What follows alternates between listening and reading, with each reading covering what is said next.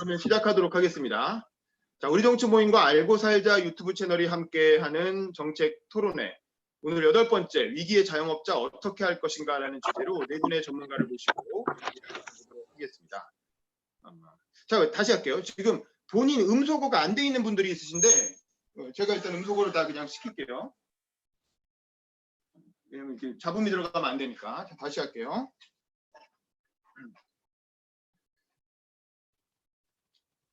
네, 유튜브 채널 알고 살자와 우리 정치 모임이 함께하는 정책 토론회 8번째 시간입니다. 자, 이번 시간에는 위기의 자영업자 어떻게 할 것인가라는 주제로 네 분의 경제 정책 전문가들 모시고 이야기 나눠볼 텐데요. 자, 최근 이슈가 되고 있는 자영업자에 대한 손실보상제, 이게 정치권에서 굉장히 뜨거운 화제가 되면서 많은 의견이 오고 가고 있습니다. 처음에는 외국에 사회에 사례가 없는데 이런 걸 막 해도 되는 거냐라는 이제 기재부 쪽에서 반발도 나왔다가 정세균 총리나 또 문재인 대통령이 아예 입법화를 지시하면서 제도화되는 방향으로 가고 있죠. 하지만 아직 남은 논란이 많이 있는 것 같아요. 그래서 이거에 관련해서 네 분의 패널들 말씀 먼저 들어보고 시작을 하도록 하겠습니다. 일단 정대영 소장님부터 말씀해 주실까요? 이 자영업자 손실보상제라는 게 과연 어떤 의미가 있는 것이고 손실보상을 한다면 어떤 기준으로 그리고 또 과거까지 해야 되는 건지 아니면 이제부터 시작해야 되는 건지 소급 적용도 논란이 되고 있잖아요. 이에 대한 입장 밝혀주시면 되겠습니다. 예, 정대영입니다. 이게 자영업자 손실보상제라고 하는 것은 그냥 코로나 사태가 엄청난 재난이었잖아요. 전쟁과 비슷하다고 하는 사람도 있고 이러다 보니까 우리가 예상을 하지 못한 일들이 많이 발생을 했습니다. 그러니까 가장 피해를 본 것이 이제 컨택트를 해야 되는 음식점이나 이런 미장원 이런 것들에 대한 자영업 하시는 분들이 굉장히 피해를 받는데 또 이 피해가 사실 공익적인 거거든요. 피해가 공익적인 것 때문에 손실이 저는 보상이 필요하다고 생각합니다.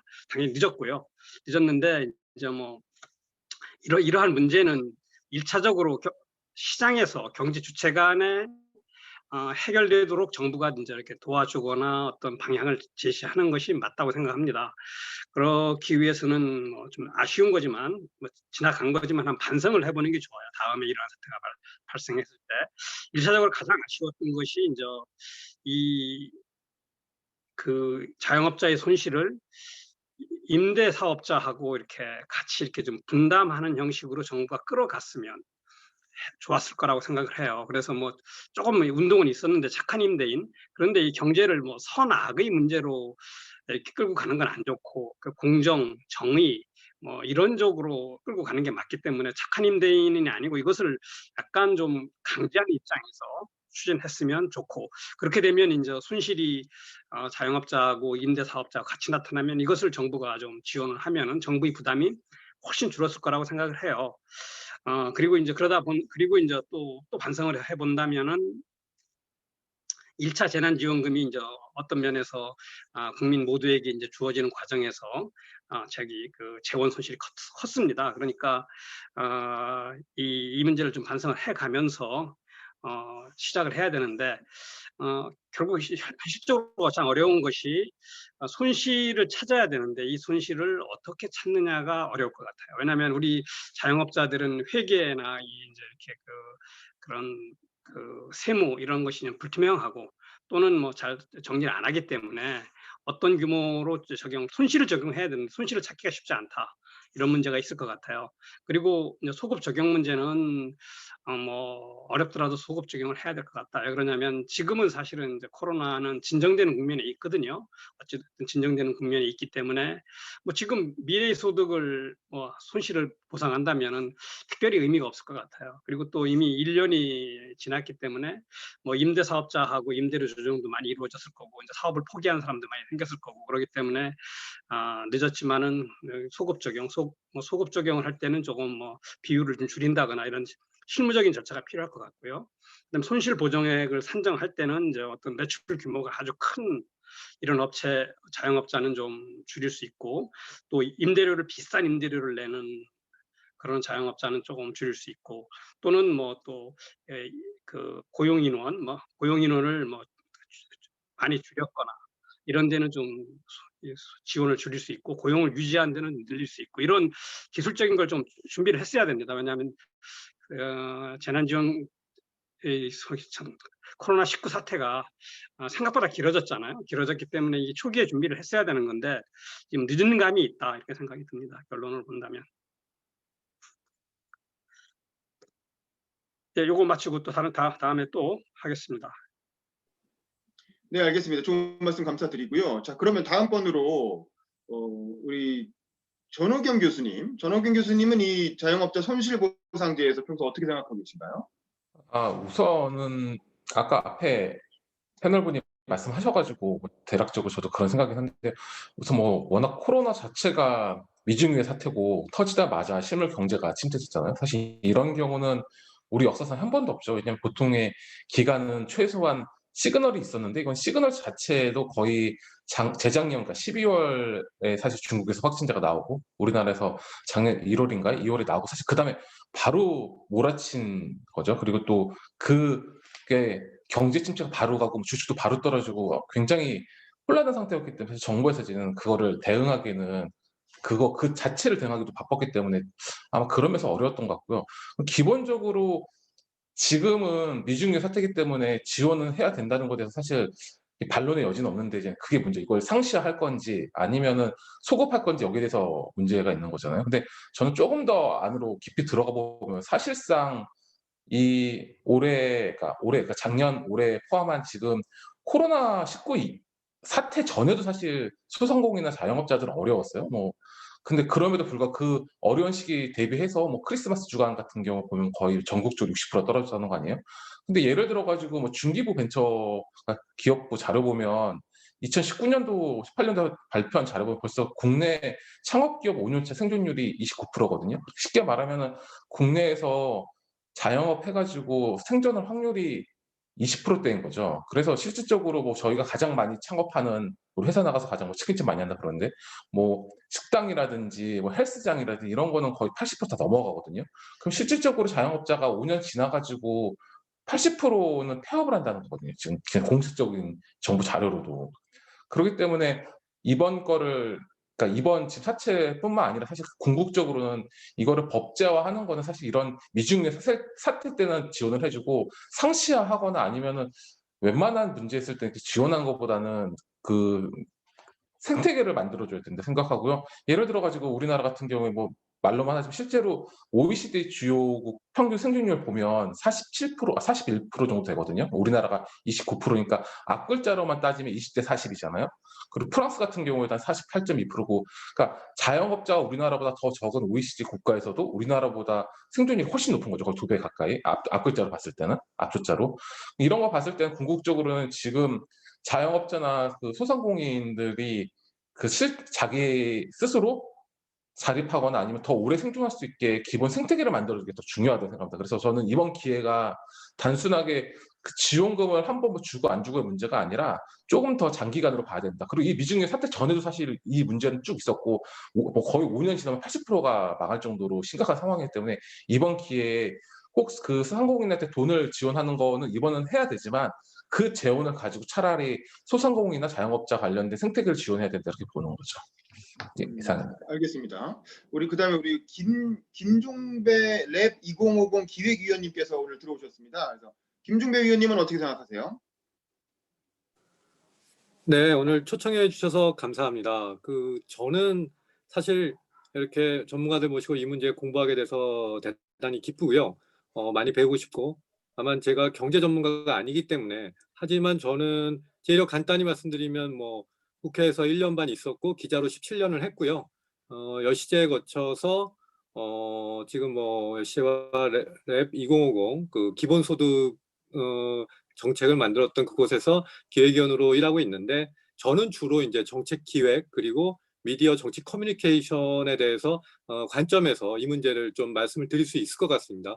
그 관점에서 바라봤을 때 자영업 손실 보상이라고 하는 거는 저는 다분히 정치적 접근이다라고 말할 수 있을 것 같아요. 이거는 지난 재난 기본소득도 마찬가지고 어떤 재난적 상황에 처해서 일정 부분의 어떤 긴급한 구제는 필요하다, 사회적 구제는 필요하다고 하지만 옛말에도 있죠.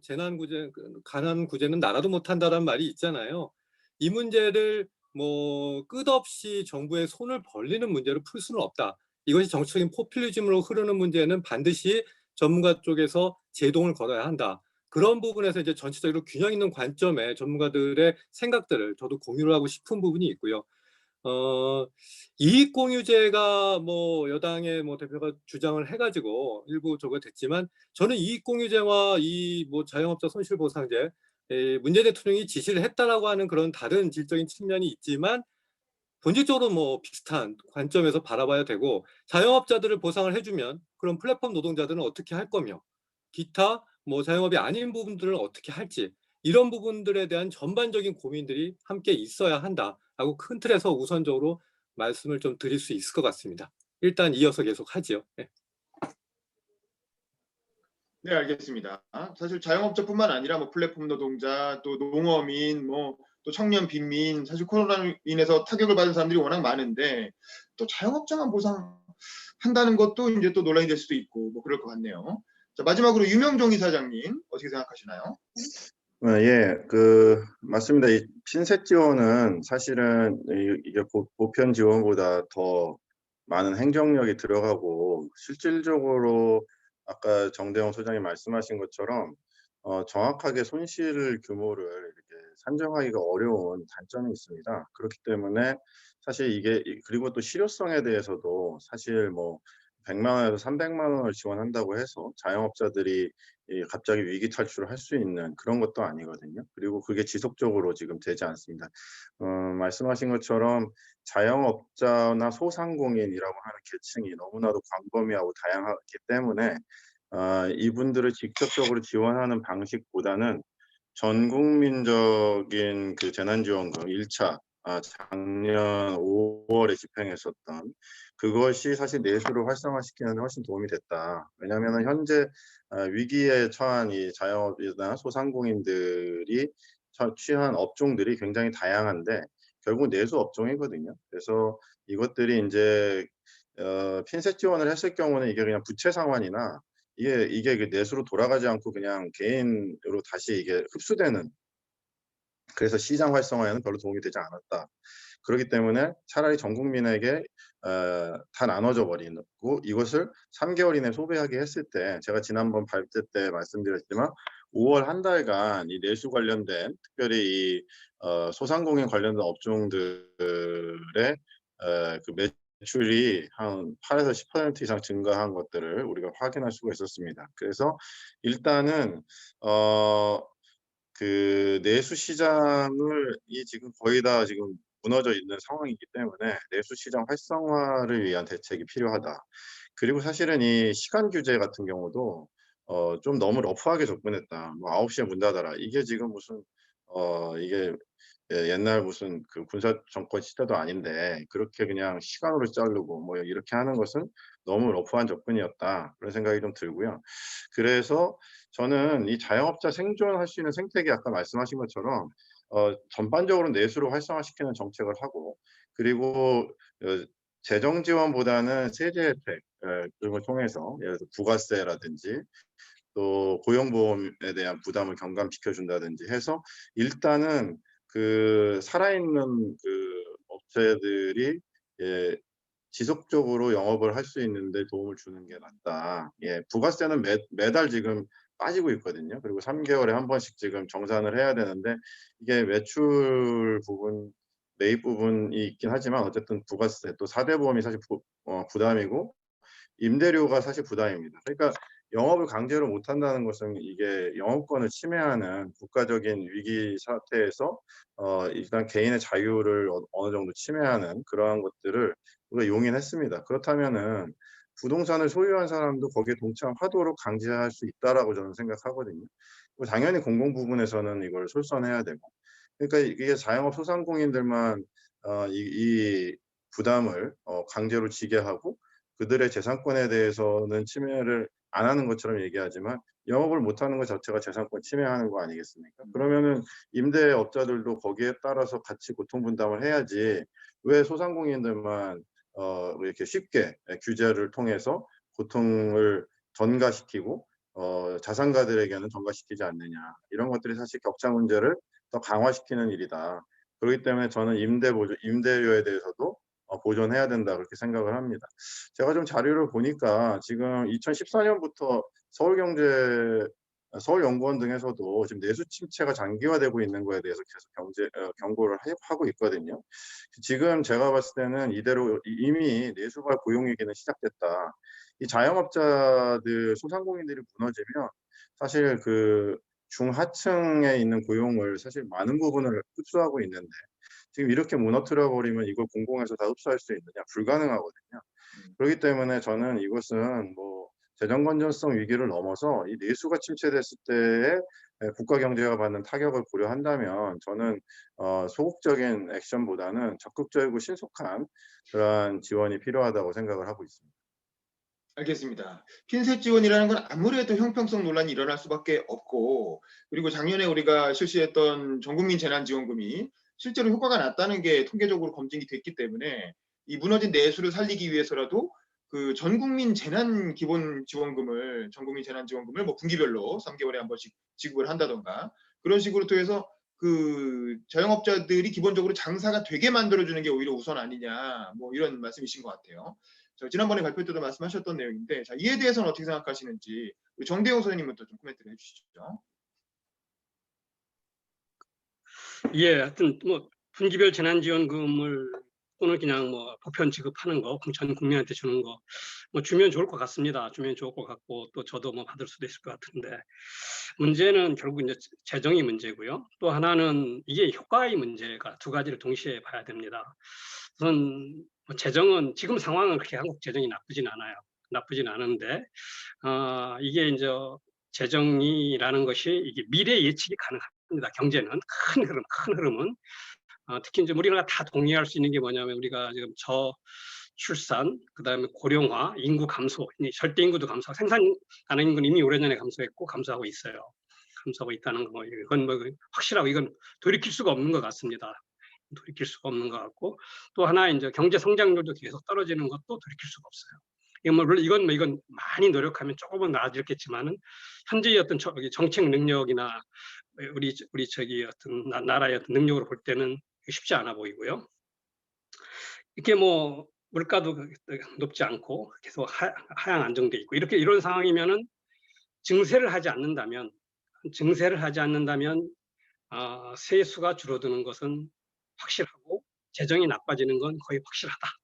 이것은 받아들여야 돼. 지금이 문제가 아니고. 왜냐하면 우리가 당장 언발에 오줌 넣듯이 지금이 문제를 해결한다고 맨날 뭐 지금 굶어 죽는데 굶어 죽는 문제가 아니라 미래 세대도 생각할 수 있어야지만 나라가 발전하는 겁니다. 그러니까 이것은 한번 재정 문제는 이렇게 이제 두고 효과 문제를 한번 또 봐야 돼요. 경제에서 효과 문제를 측정하는 건 매우 어렵습니다. 그래서 지난 재난지원금 작년에 5월달에 줬는데 이게 효과가 있다. 이렇게 통계가 있다 하는데 그 통계를 얼마큼 믿을 수 있는지 자체는 굉장히 불확실합니다. 저기 경제학에서 이런 얘기가 있어요. 어느 해 보니까 그 철새가 많이 날라왔는데 그 해 보니까 경제가 좋더라.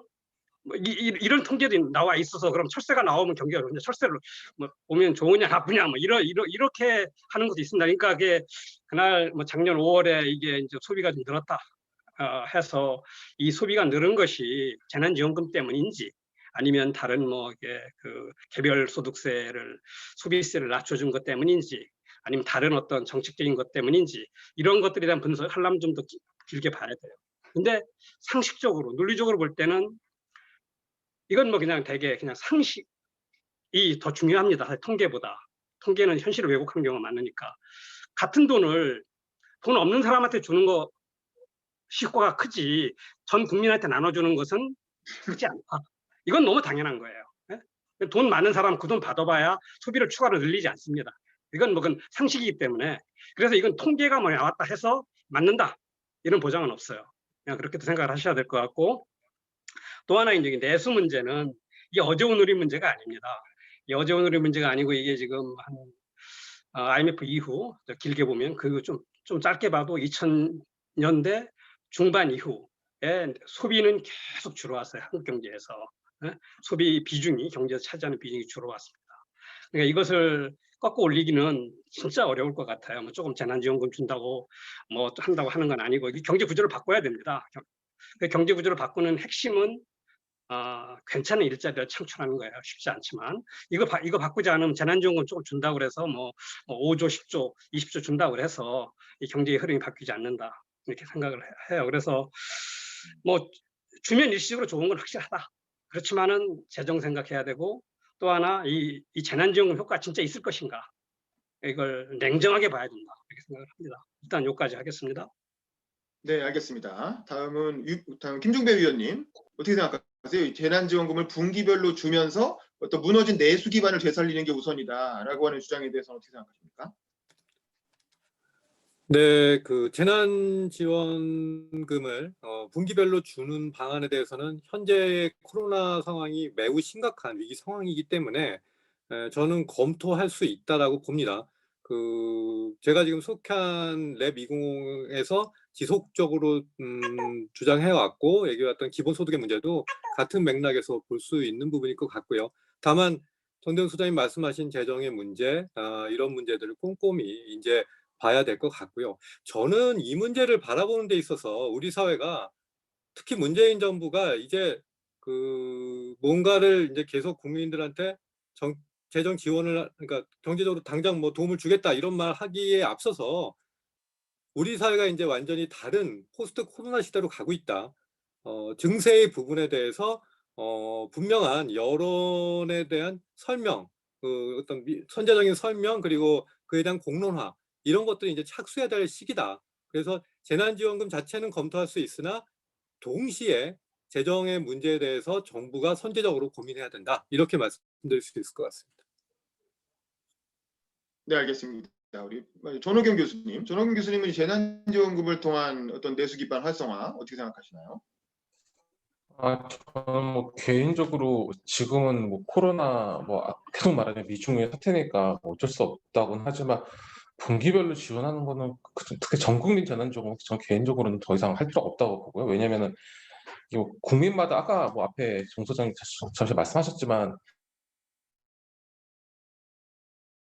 이제 아직 코로나 상관없이 똑같은 수입을 하고 오히려 뭐 여러 가지 이유 때문에 일을 적게 한 사람들도 많아요. 뭐 대기업이라든지 아니면 고정적으로 수입이 있는 사람들 어떤 조직에 있어서 그런 사람 같은 경우에는 재난지원금 받아서 그만큼 더 쓰긴 하죠. 그러니까 또 근데 이제 물론 이제 선별적 복지를 위해서는 이제 또 행정 자금이 들어가고 시간이 걸리니까 사실 이제 초반에는 전 국민 재난지원금에서 일률적으로 지원해줬지만 지금은 그렇게 할 필요가 없고 오히려 소득이 어려운 사람들한테 몰아주는 게 맞다고 봐요. 그게 지금쯤이면 사실 시간이 꽤 1년이 넘었잖아요. 지금 만으로 따지면 벌써 1년 가까이 되거든요. 사실 지금쯤 되면 기본적인 데이터가 있기 때문에 그 선별적으로 지원이 가능하다고 보고요.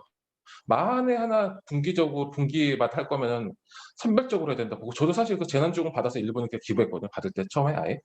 근데 그게 굳이 전 국민 다 줘야 되나? 그리고 전 국민 중에서 또 상당 부분은 아직도 똑같이 코로나 상관없이 항상 그 받는 금액이 더 많은 사람들도 있고 전혀 변동이 없는 사람도 있고 심지어 더 많이 버는 사람도 있고 그런데 그 사람들한테 일률적으로 줄 필요가 있냐? 그게 굳이 행정적인 어떤 낭비나 행정적인 지원 요금이 든다는 이유만으로 하는 것보다는 진짜 필요한 사람한테 그 비용을 몰아주는 게 나을 것 같아요. 그래서 저는 개인적으로 우선 전 국민 재난지원금 이제는 그만둬도 된다.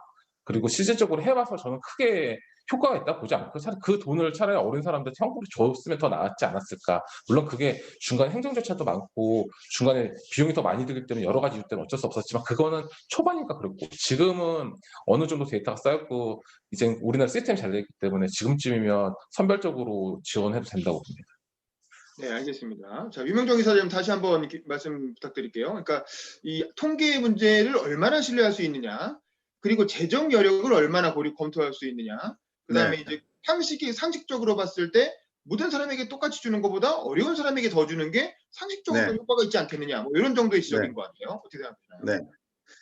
일단은 그 재정 건전성 문제는 지금 계속적으로 논쟁이 되는 이슈입니다. 사실은 제가 지금 보고 있는 통계 자료는 대한민국 정책 브리핑 2020년도 1분기에 나온 정책 브리핑 자료인데 OECD 평균 국가 정부 부채 국제 비교표가 있습니다. OECD 평균은 109%고요.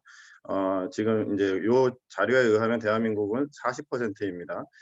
이게 OECD 전체 국가 중에서 밑에서 네 번째 수준이에요. 그러니까 이게 우리나라 재정 건전성은 사실은 상당히 높은 편이다. 2000년도에 지금 작년에 재정을 많이 써서 한 45%, 그리고 지금 IMF에서 권장하는 수준은 그 60% 수준을 권장하고 있는데 국가 채무 비율을 우리 지금 이게 한 2023년 정도에 60%가 될 거로 지금 예상하고 있습니다. 그러니까 지금 우리나라 재정 여력이 60%를 해도 상당히 많이 있다.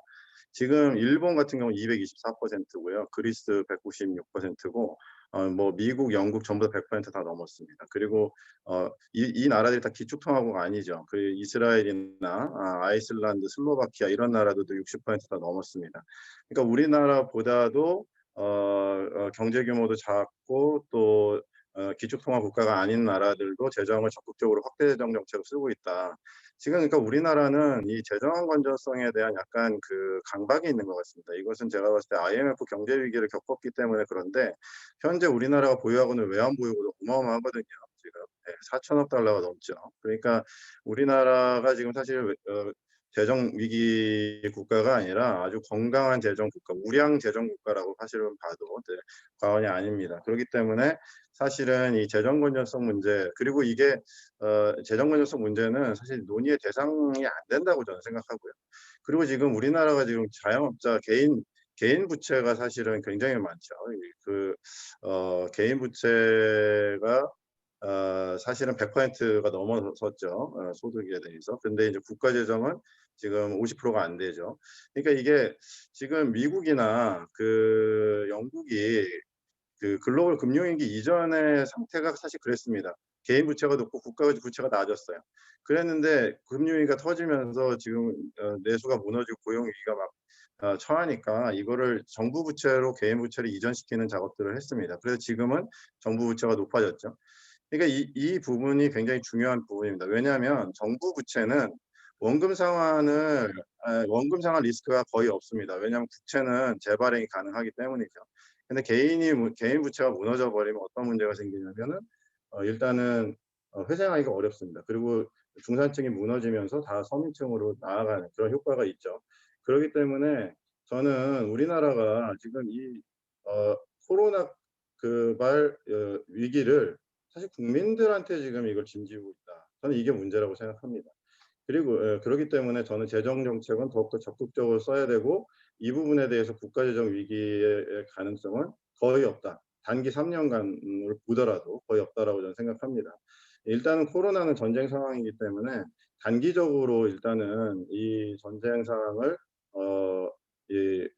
해결하는데 총력을 집중하는 게 저는 맞다고 보고요. 그리고 이제 전 국민 재정과 핀셋 지원 부분에 있어서는 여전히 논란의 대상인데 지금 사실은 이미 그 1차, 2차, 3차 재난지원금 소상공인들로 이렇게 지원을 했죠. 100만 원씩. 진짜 간단하더라고요.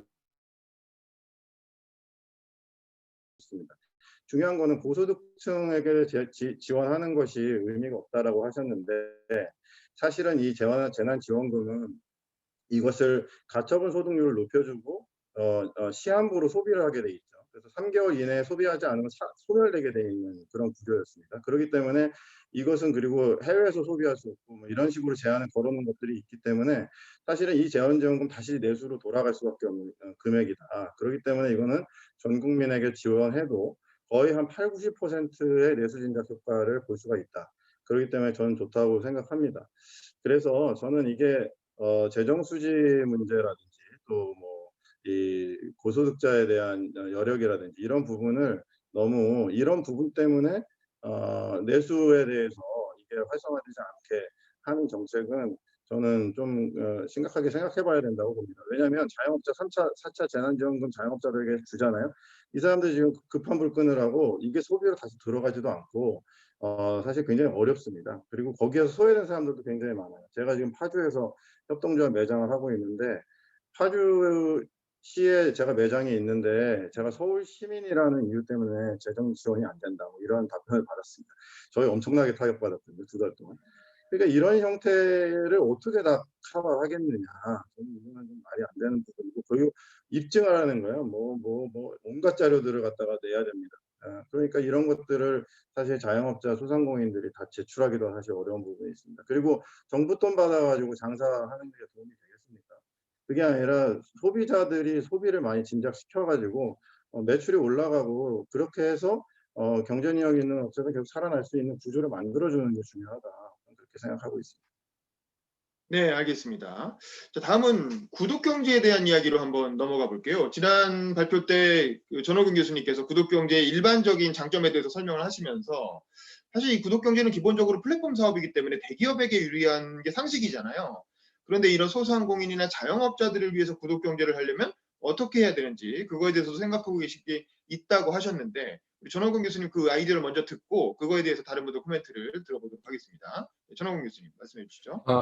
예, 제가 몇 번 칼럼에도 쓰긴 했는데 저는 구독 경제 사실 전에 발표의 주도 그거였지만, 구독 경제가 사실은 앞으로 가트너 발표에 의해도 2023년 되면 전 세계에 있는 회사들의 서비스와 하드웨어가 대부분 다 구독 서비스로 75% 정도 바뀔 거라고 보고 있고, 지금 실제로 우리가 깨닫지만 못하고 있지, 우리 핸드폰부터 시작해서 지금 거의 온라인 관련된 건 다 구독이죠. 그리고 지금 전 세계 시총에서 1위부터 5위까지는 마가나 테슬라도 지금 사실상 다 구독 서비스 하고 있고, 구독 서비스 회사 다 바뀌고 있고. 근데 이 구독 서비스가 실질적으로 소상공인이나 자영업자가 하기는 어렵고, 구독 경제가 만약에 더 활성화되면은 소상공인이나 자영업자는 아마 거의 소멸할 거라고 보고 있거든요. 그래서 저는 개인적으로 이거를 지금 자영업자나 소상공인한테 좋으니까 하자는 게 아니라, 안 하면 안 되니까 빨리 해야 된다는 거죠. 그러니까 구독 경제가 궁극적으로 다들 아시겠지만 락인되는 거거든요. 자기가 비용을 내고. 그러면은 궁극적으로 아까 말한 플랫폼 한 사람들, 대기업 상품이나 이런 거 사다 보면 소상공인한테 가는 비율이 궁극적으로 아예 줄어들 거고요. 최근에 또 ESG나 미니멀라이즘 이런 것 때문에 앞으로는 전처럼 대량 생산 이런 거, 다품종 대량 생산 시대는 이제 끝났어요. 그래서 사실 맞춤형 소량 생산도 아니고 맞춤형 그러니까 딱 그 맞춤형 그 생산할 거기 때문에 전처럼 사람이 많이 필요하거나 이러지도 않을 거예요. 그래서 궁극적으로는 그 그러니까 그 지금까지의 일자리도 훨씬 줄어들 거고, 그렇기 때문에 소상공인을 위한, 자영업자를 위한 그 구독 경제를 해야 되는데, 그 작년 3, 4월 정도에 가장 유행했던 게 착한 손님 그러니까 하여튼 그런 착한 결제가 이래가지고 미리 그 동네 단골집에 가서 미리 먼저 한 몇 달치 몇 번씩 식사를 먼저 긁어놓고 와서 먹자 이런 운동이 있었어요. 착한 무슨 운동이었는데 하여튼. 근데 그게 언론에서 2, 3주 나고 없어졌어요. 왜냐면 그 댓글이 제일 많은 게 뭐냐면, 아니 내가 이 가게에 와서 다음에 먹을지 안 먹을지도 모르는데, 그리고 만약에 내가 이 가게에서 먼저 긁어놨는데 이 가게가 망하면 누가 개런티 할 거냐거든요. 그러니까 구독 경제라는 게 기본적으로 상대방 개런티가 제일 중요해요. 왜냐면 선불제 제도이기 때문에. 그렇기 때문에 이거를 누군가는 개런티 해줄 만한 주체가 필요한 거죠. 그렇기 위해서는 우선은 구독경 생태계를 만들어주기 위해서는 대기업이나 정부나 지자체 같이 먼저 그 구독경제 플랫폼을 만들어줘야 되는 거죠. 사실 개인이 구독경제하고는 불가능해요. 왜냐면 그 경제 규모상 될 수가 없거든요. 근데 예를 들어가지고 해외 같은 경우인데, 일본의 동경 같은 경우에는 우리나라 같은 지금 한 도시에 물 같은 거를 모아서 한 달에 일정 금액을 내면 그 안에 있는 식당에 일어나서 음식 같은 거를, 그 음료수를 더 준다거나 아니면 맥주를 맨날 한 잔씩 더 준 거다, 이런 식으로 모객을 더 많이 해가지고 내방객이 10배에서 20배 정도 는 실제 일본 사례도 있고요. 그리고 해외 같은 경우에는 이제 구독 서비스를 여러 방향 쓰거든요. 이게 단순하게 이런 소상공인 하는 게 아니라 효도 구독 서비스도 있고 굉장히 많은 종류가 있습니다. 제가 이거를 여기서 다 말하기 어려운데, 근데 이거에 궁극적으로 개인이 할 수 없는 거는, 이 구독 서비스를 하려면 기본적으로 자기가 비용을 가지고 있어야 돼요. 왜냐하면 전에는 한 번에 100만 원 받을 거를 매달 얼마씩 쪼개기 때문에 비용 측면에서도 개인이 할 수 없고, AS 측면에서도 할 수 없고, 그 응대를 하는 것 측면에서 소송할 수 없거든요. 그러면 그거를 모아서 권역별, 업종별로 모아서 플랫폼화를 해서 하는 게 좋은데, 그걸 굳이 지금 대기업도 자기네도 지금 카카오 네이버도 다시 구독 근처 한다고 지금 굉장히 난리잖아요. 카카오도 작년 말에 그 임원 조직을 만들었거든요. 뭐 다른 대기업들도 그렇고 금융권도 그렇고 아예 구독경제 부서가 있어요. 그래서 자기들 다 구독경제 이렇게 뛰어들고 있는 상황에서 대기업이 나서가지고 소상공인을 모아가지고 해줄 일도 없고, 그렇다고 보면 지자체나 광역단체나 정부 차원에서 소상공인을 모아서 같이 플랫폼에 넣어서 같이 구독 경제할 수 있는 시스템을 만들어줘야 될 필요가 있다는 거죠. 그래서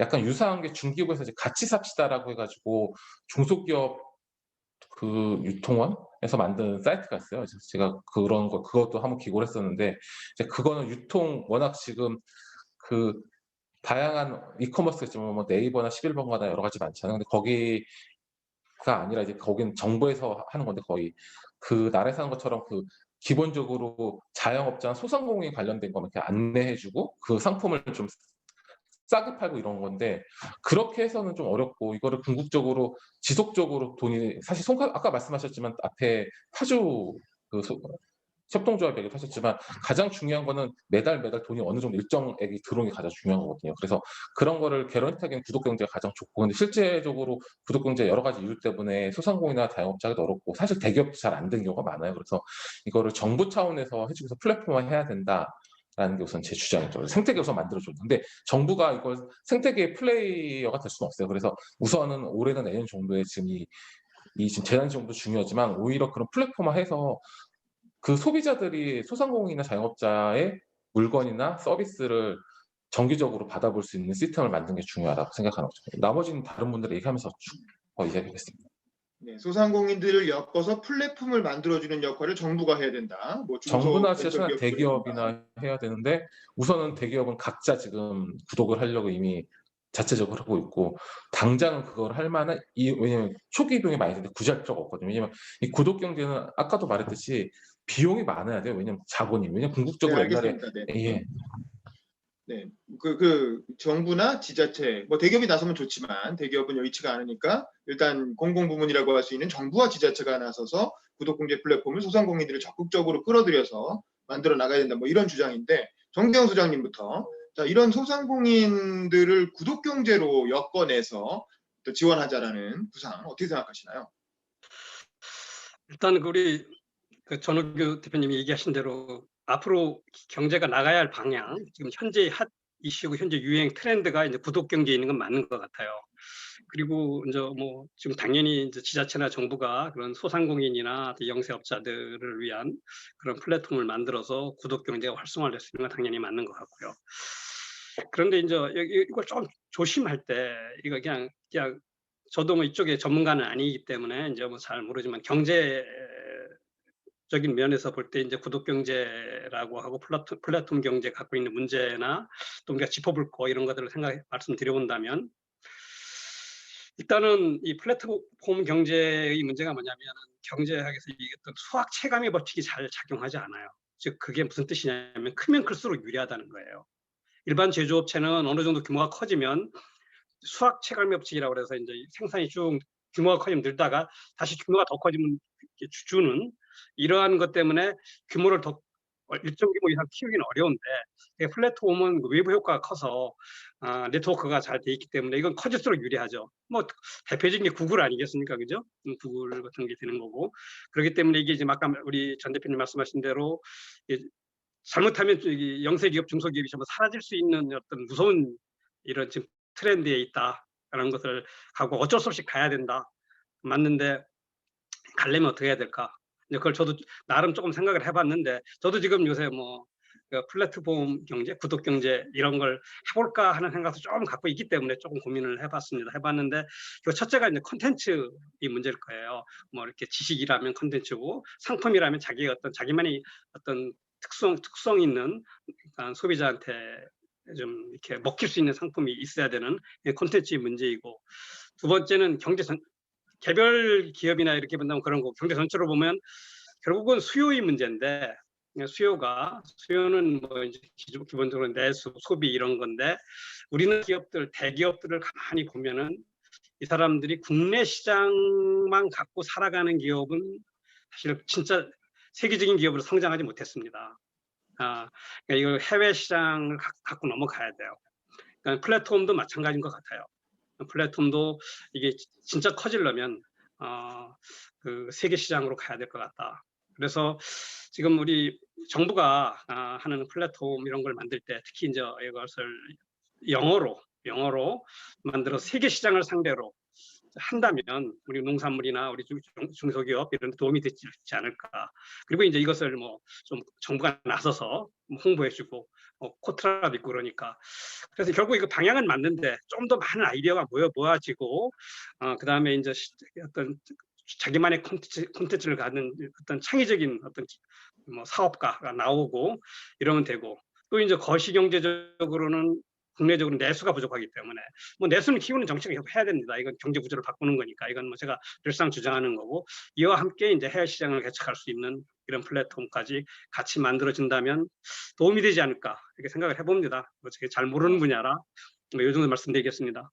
알겠습니다. 소상공인을 묶어서 정부가 플랫폼을 만들 때 영어 기반으로 해서 해외 시장을 목표로 만들어야 그래야 국내의 부족한 수요를 보충할 수 있을 것이다. 뭐 이런 주장이네요. 자, 다음 유명종 이사장님, 이렇게 구독 경제를 통해서 그 내수 기반을 좀 확충하고 자영업자 소상공인의 살 길을 찾아보자라는 주장에 대해서 어떻게 생각하십니까? 예, 뭐 구독 경제는 저도 뭐 관심이 있어서 계속 보고 있는 분야이고요. 예, 당연히 저는 구독 경제는 굉장히 매력적인 대안 중에 하나라고 생각을 합니다.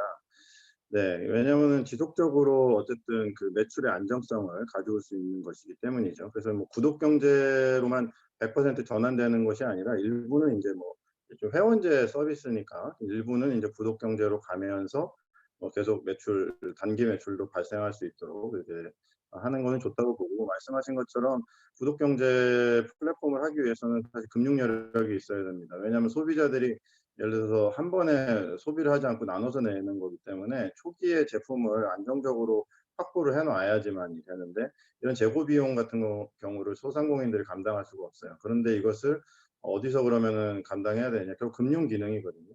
저는 결국은 이게 우리나라 이 소상공인 자영업자 생태계를 활성화시키기 위해서는 금융 기능을 좀 더 적극적으로 활용할 수 있도록 해줘야 된다고 봅니다. 그러니까 이 신용보증재단이나 이제 뭐 그 기술보증기금이나 이런 데에서 사실은 이 보증 한도가 너무나도 작고, 그리고 개인 신용을 연동해서 보기 때문에 사실은 이 사람들의 이 기관들이 그냥 일반 은행권과 뭐가 다른가 하는 생각을 저는 여러 번 하게 되거든요. 그렇기 때문에 좀 더 적극적인 금융 정책. 그러니까 저는 행정과 금융은 적극적인 행정, 적극적인 금융으로 바뀌어야지만이 가능하다. 그리고 저는 이 자영업자 생태계, 소상공인 생태계를 활성화할 수 있는 좋은 대안은 이미 나와 있습니다. 협동조합을 활성화시키는 거거든요.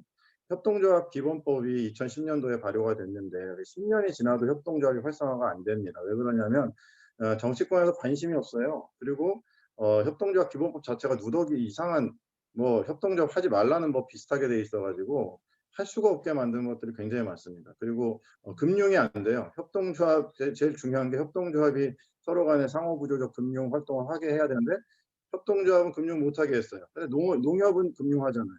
이게 되게 웃기는 겁니다. 그러니까 이게 금융당국이 너무나도 보수적으로 지금 역시 IMF 트라우마라고 보는데, 이렇게 접근을 하니까 지금 시대가 바뀐 지가 20년이 넘었는데도 보수적 금융 방침을 계속적으로 쓰고 있기 때문에 이게 지금 안 되는 부분이다. 그래서 저는 적극적인 금융 정책을 통해서 협동조합이 활성화될 수 있도록 또 제도적으로도 보완시켜야 된다고 보고, 그리고 이제 그렇게 할 때 저는 이제 구독 경제를 도입할 여력이 조금 생길 것 같다.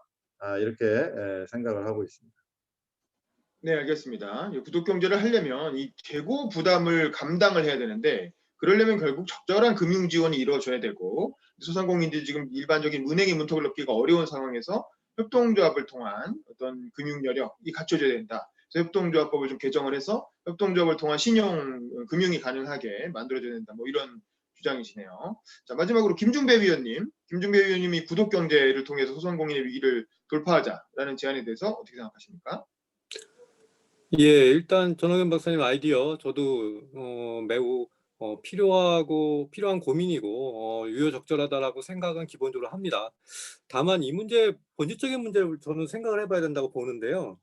이게 그 아까 그 정대현 박사님 네트워크 효과 말씀하셨지만, 이게 그 기존의 파이프라인 기업들을 이겨낼 수 있는 플랫폼 기업들의 성장에 모태였던 게 바로 이런 그 네트워크 효과의 힘이고, 구독 경제도 그런 네트워크 그 효과가 제대로 발현이 돼야만 이제 뜰 수 있는데, 근데 전제로 이제 전 박사님 말씀하신 그러면 이런 것들 대기업이나 정부가 해줘야 된다라고 하는 거에 저는 견해를 좀 달리하는데요. 예를 들어서 뭐 배민이나 당근마켓이나 마켓컬리나 이런 애들이 성장을 한 게 그 대기업들이 잘해서 정부가 지원해줘서 성장한 건 아니란 말이에요.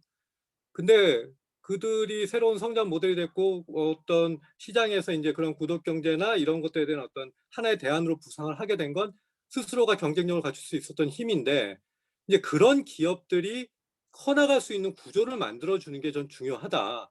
현재 자영업자들이 어려움에 놓였을 때 판로를 개척하고 타게 나갈 수 있는 건 그런 기업들이 좋은 아이디어를 갖고 커나갈 수 있는 어떤 기반을 만들어주는 게 중요하다라고 하는 그런 관점을 하나 말씀드리고요. 그럼 그걸 위해서 우리 사회가 뭘 해야 되느냐라고 하는 관점에서 저는 현재 그 포탈이 갖고 있는 주도력, 그러니까 우리 사회의 주요 IT 기업들, 지금 뭐 N사와 뭐 K사로 대표되는 이런 그 대기업들이 갖고 있는 시장 독점적인 영향력 부분에서 정부가 전 좀 전향적으로 들여다봐야 된다고 봅니다. 예를 들어서 그 휴대폰 시장만 하더라도 그 제조 말고 그 네트워크 시장을 보면은 애초에 그 SK텔레콤, 뭐 LG유플러스, 뭐 저기 그 3사가 이렇게 과점하고 있는 형태로 정부가 그 시장을 갖다가 계속적으로 지원 규제를 해왔잖아요. 근데 지금 포털 시장에 대해서는 정부가 사실상 규제가 없어요. N사가 독점을 하더라도 그거에 대해서 아무런 어떤 정부의 그런 그 부분에서 어떠한 시장을 좀 더 그런 다른 어떤 회사들이 작은 어떤 검색 서비스나 이런 것들로 들어가서 새로운 모델을 발굴해서 보여주려고 하는 그런 노력들이나 시도들을 하게 되면 당연히 N사와 충돌을 해서 N사가 예를 들어서 뭐 그 서비스 유형을 바꿔서 그들의 서비스를 못하도록 이제 죽이거나 하는 그런 행태들이 그동안에 쭉 있어 왔단 말이에요. 근데 그런 부분들에 대해서 정부가 너무나 관심이 없습니다. 그러다 보니까 그 포털이 갖고 있는 기본적인 독점적인 어떤 그 추세 효과 이런 것들 때문에 지금 네이버라는 공룡이, N사라는 공룡이 만들어졌지만, 사실은 그렇게 큰 공룡이 나올 때까지 우리 뭐 특히 공적인 어떤 기재랄까 우리 사회의 관심이나 이런 것들이 상당히 없었다라고 하는 부분이 분명히 있습니다. 그리고 편하죠. 그런 어떤 하나의 기업이 독점해서 보여주는 서비스가 편하긴 한데, 저는 그 부분에서 견해가 좀 다른데, 어떻게 보면 우리의 상상력과 우리의 미래를 갖다가 그 모사의 어떤 그 상업적인 서비스 그런 이해관계 때문에 우리가 모두 그 안에 트랩에 갇혀 있다라고 전 말씀드리고 싶어요. 그러니까 이런 부분들, 그런 부분들에서 정부와 어떤 공적인 어떤 이런 정부 섹터는 공공 섹터는 그런 부분들에 대해서 새로운 창의와 혁신을 통한 새로운 세력들이 계속 자라날 수 있도록 하는 그러한 시스템을 만들어주는데 좀 생각을 바꿔야 된다. 우리 이 구독 경제 서비스 요것은 자영업의 새로운 어떤 미래가 될 수 있는데, 그것을 지원하기 위해서는 그러니까 정부 대기업에 기댈 게 아니라 정부로 하여금 그러한 생태계를 만들어 줄 수 있도록 계속 그 푸시하고 견제하고 계속 요구하는 그런 방향이 돼야 한다라고 저는 생각을 합니다. 네, 알겠습니다. 자, 이렇게 해가지고 세 가지 주제에 대해서 일단 전문가분들의 의견을 나눠봤는데요. 마지막으로 오늘 정리 발언을 하면서 그러면 뭐 정부가 손실보상제를 하든 재난지원금을 주든 뭐 구독경제 플랫폼을 깔아주든 여러 가지 자영업자를 살리기 위한 노력을 하는데, 그럼 자영업자 스스로는 뭘 해야 되냐는 거죠. 자영업자나 소상공인 스스로는 이 코로나 위기를 이겨내기 위해서 스스로의 자구 노력으로 어떤 혁신을 통해서 이 위기를 돌파할 수 있는가, 요거에 대해서 일단 의견을 듣고 마무리하도록 하겠습니다. 자, 정리 발언을 겸해서 정대용 소장님부터 우리나라 지금 위기에 빠진 자영업자들이 살아남기 위해서 뭐 정부의 지원 이런 거 저런 거 필요하지만 본인 스스로는 어떤 노력을 해야 된다고 생각하시나요? 네, 정리 발언을 겸해서 말씀해 주시죠. 뭐 굉장히 어려운 답일 겁니다. 왜냐하면 자영업자가 그 한 가지 그룹이 아니거든요. 우리 자영업자는 되게 특성에 따르면 세 가지로 나눠 볼 수 있어요. 일단 전문직, 그다음에 벤처형, 그다음에 생계형 자영업자. 뭐 전문직이나 자영업자는 크게 현재 문제가 없고요. 뭐 의사나 뭐 세무사 이런 거, 건축사 이런 거니까. 벤처형은 우리나라 숫자가 굉장히 부족하죠.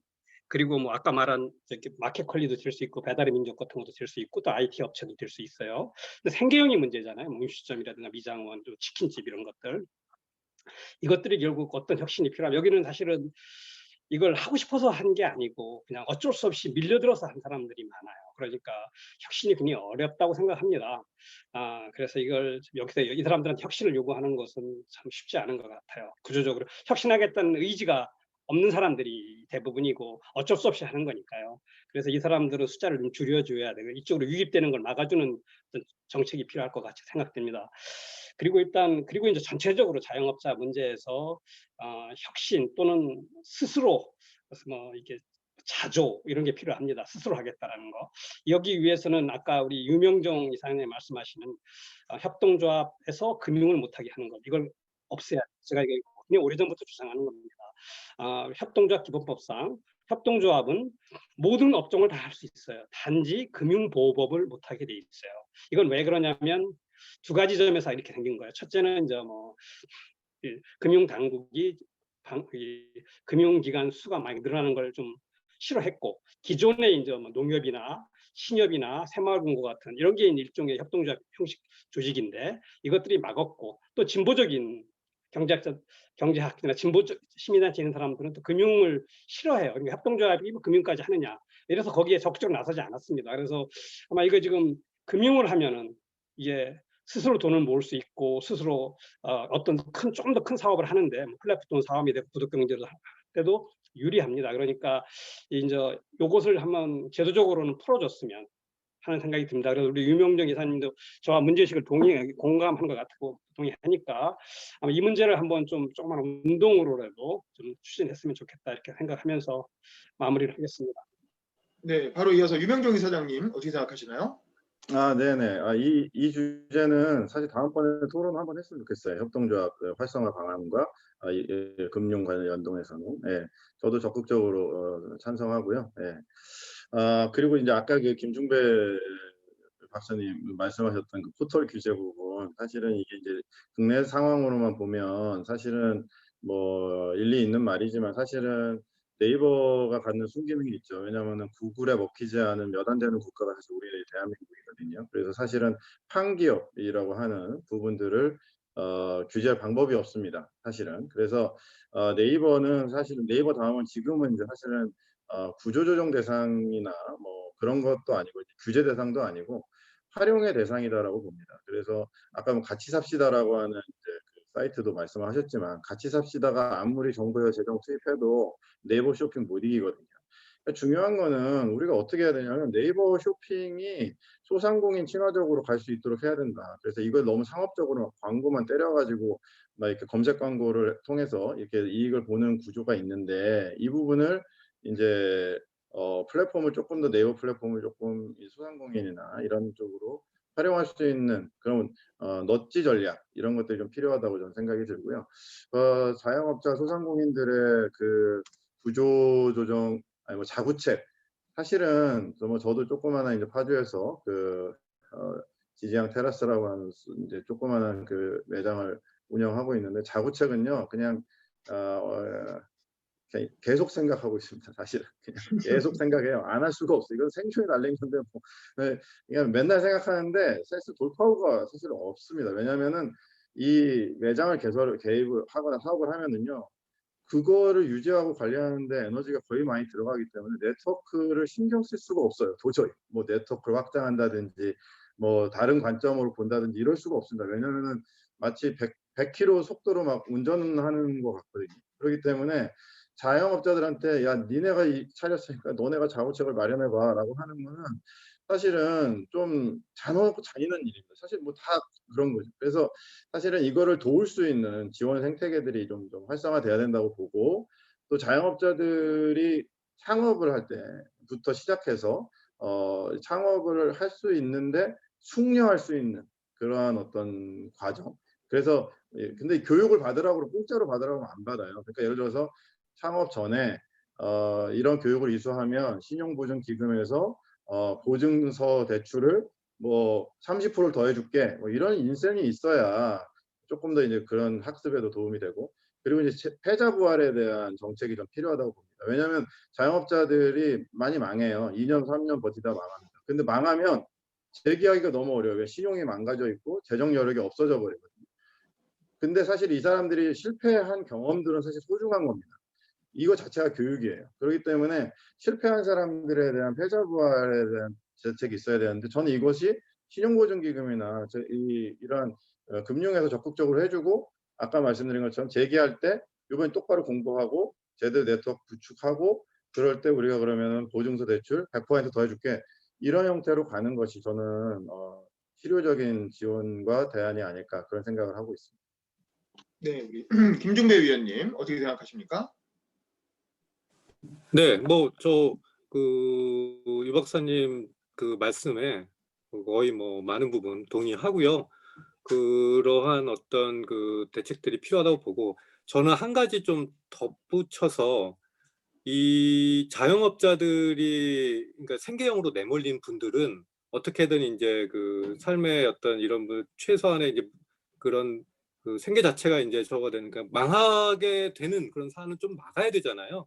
그런 식의 어떤 최소한의 이제 생계가 필요한데 그 부분에 있어서 그럼 정부가 개입해서 뭘 계속 해줘야 되느냐의 문제는 조금 더 고민을 해볼 필요가 있을 것 같아요. 우리 사회는 각 그 직능별로 또는 이제 각 그 단체별로 그러한 자구책을 마련하는 그런 어떤 자율적인 어떤 이런 부분들의 개별 어떤 지역별 어떤 직능별 그런 부분이 좀 많이 약한 부분도 있지 않나라는 생각이 들고요.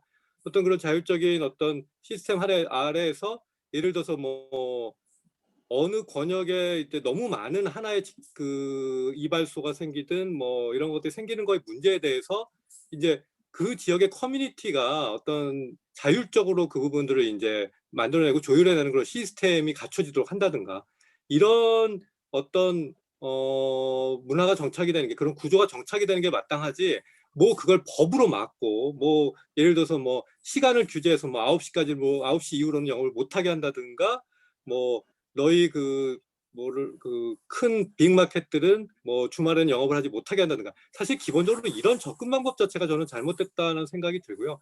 이런 부분들에 대해서 하나하나 좀 그런 자율적인 문화 시스템이 정착될 수 있는 그런 고민들을 실체적으로 해나가야 되지 않나. 이제 정책이 그냥 구호를 떠들 게 아니라 하나하나 문제에 대해서 구체적으로 들어가서 해법을 찾는 식으로 가야 되지 않나라고 하는 제 문제의식을 갖고 있습니다. 네, 알겠습니다. 마지막으로 전호경 교수님 어떻게 생각하십니까? 예, 우선 말씀 너무 잘 들었고 제가 사실 오늘 들으면서 유 박사님, 정 소장님, 김종배 대표님 등 말씀드린 너무 많은 아이디어를 얻었고요. 특히 아까 저는 솔직히 협동조합에 대해서는 한 번도 고민해 본 적이 없어가지고 그때 이게 구독한 게 새로운 대안일 수도 있다는 생각을 했고 아까 잠시 김 대표님도 말씀하셨지만 지금 엔사나 제가 한번 똑같은 문제 가지고 왜 롯데나 신세계가 엔사나 K사를 그러니까 엔사가 지금 이커머스 넘버원이거든요.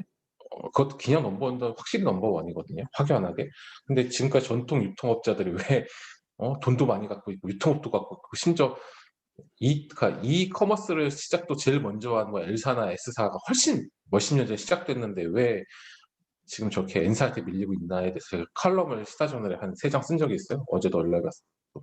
제가 아까 말한 것처럼 지금 이 플랫폼 시장이라는 게 아까 저 구독금지 얘기하는 게 같이 삽시다 백날 해봐야 사실 안 되거든요. 저도 그 문제에 되게 고민이 많고 정부가 들어가서 사실 N사나 K사 같은 거 절대 못하죠. 그냥 우리나라 대표적인 대기업도 들어가서 못하고 번번이 실패하고 안 돼서 지금 위기라고 하고 앉아있기 때문에 그래서 저는 작게라도 아까 저희 김 대표님 말씀하셨지만 권능별 직능별로 예를 들어가지고 그 안에 작게라도 구독금지를 해야 된다 보고요. 그거의 하나의 방법이 협동조합일 수도 있다는 생각을 방금 했어요. 저는 협동조합에 전혀 관심이 없었거든요.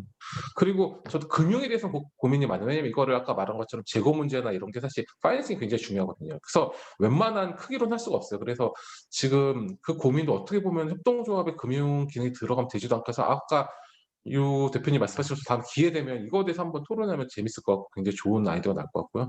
그래서 오늘 너무 많이 특히 굉장히 큰 아이디어는 아까 정 소장님 말씀하신 K 그럼 저는 왜 계속 국내에 빠져가지고 이 국내만 고독공지를 고민했는지 해외로 나갈 수도 있는 우리 여력이 있는데 그래서 오늘 정말 좋은 아이디어 너무 감사하고요. 예, 다음 토론 때 다시 뵀으면 좋겠습니다. 감사합니다. 네, 감사합니다. 자, 이렇게 해서 우리 정치 모임과 알고 살자 유튜브 채널이 함께 기획한 위기의 자영업자 어떻게 할 것인가 토론회 마치도록 하겠습니다. 모두 수고하셨습니다.